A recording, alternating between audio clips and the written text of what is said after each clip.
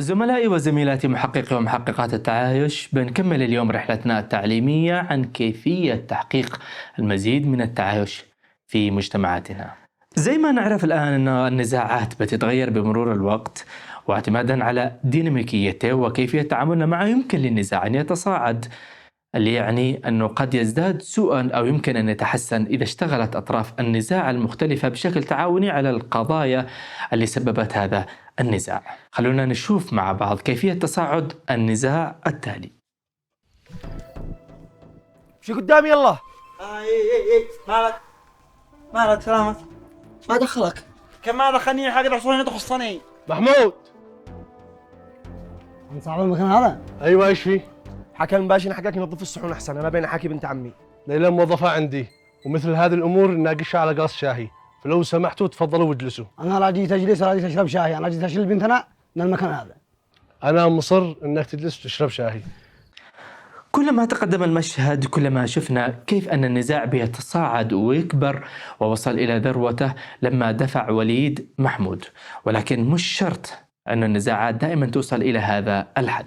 في المرحلة الأولى من تصاعده بيكون النزاع عادة عن القضية نفسها وما بيركز على أطراف النزاع، وبرغم من أن آراء أطراف النزاع يمكن تختلف إلا أنهم لسه معتقدين أنه بالإمكان حل المشكلة عبر محادثات صادقة وعادلة بنفس الوقت. لما يتغير الوضع بينتقل النزاع فعليا للمرحلة الثانية، هنا بتحدث مواجهات كلامية ويوصل النزاع لمرحلته الثالثة مع اعتقاد جميع الأطراف أن الحديث ما عاد يعتبر وسيلة لحل النزاع.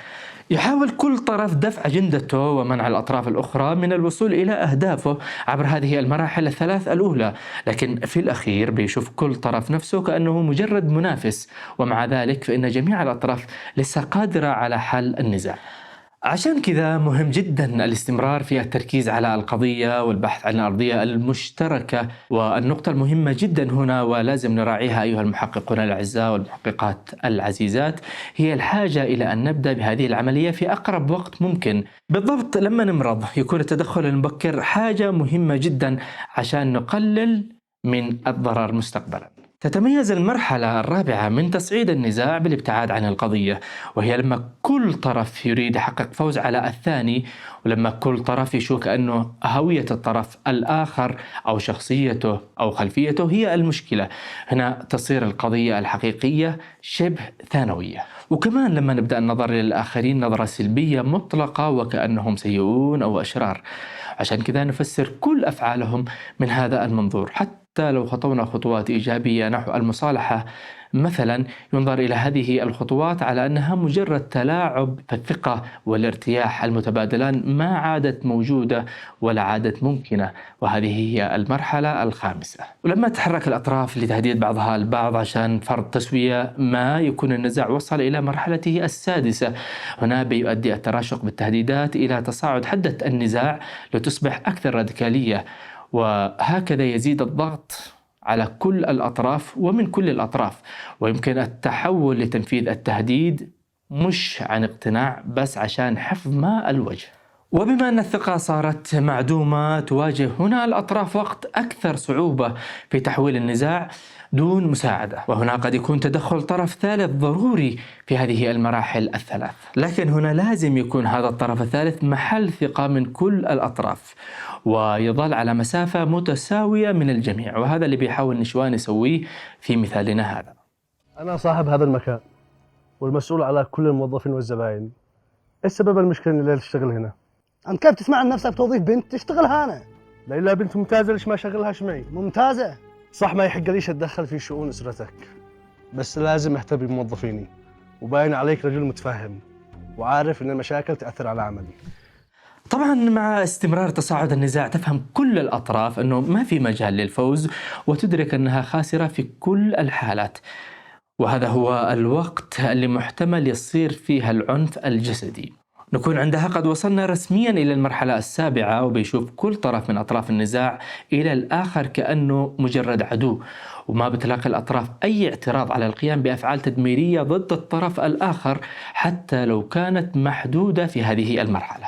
هنا سيتم تمييز المرحلتين الأخيرتين 8 و9 بالرغبة في تدمير وجود الآخر من أساسه.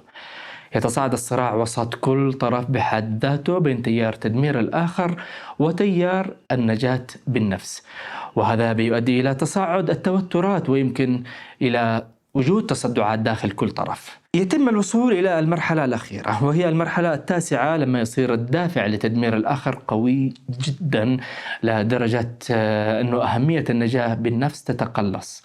هنا تحدث حرب شاملة، ولما يحدث العنف مهم جدا أنه نفصل بين الأطراف ونتأكد من وقف هذا العنف. محققو التعايش الأعزاء ومحققات التعايش العزيزات، بنستعرض هذه المراحل بهذه الطريقة التقنية عشان نميز بين كل مرحلة على أرض الواقع.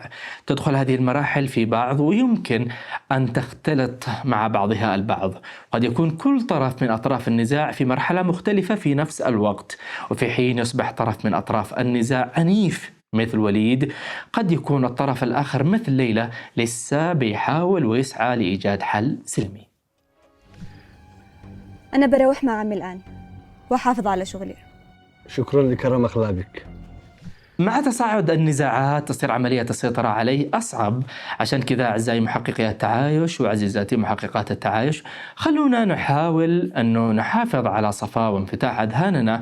أول ما ندرك أن النزاع قد بدأ في التصاعد خلونا نوقفه ونركز على القضية وعلى الوصول إلى أرضية مشتركة، وخلونا كمان ندور على وسطاء مؤهلين ومؤهلات للتدخل والمساعدة في حل المشاكل إذا كنا قادرين نلاقيهم. في يوم قريب إن شاء الله نتمنى أنه نكون كلنا وسطاء ونجيب المزيد من التعايش لمجتمعاتنا. يلا ألف سلام للجميع، ونذكر دائما المراقبة، التفكير والتحليل، هكذا نكون محققات ومحققي التعايش.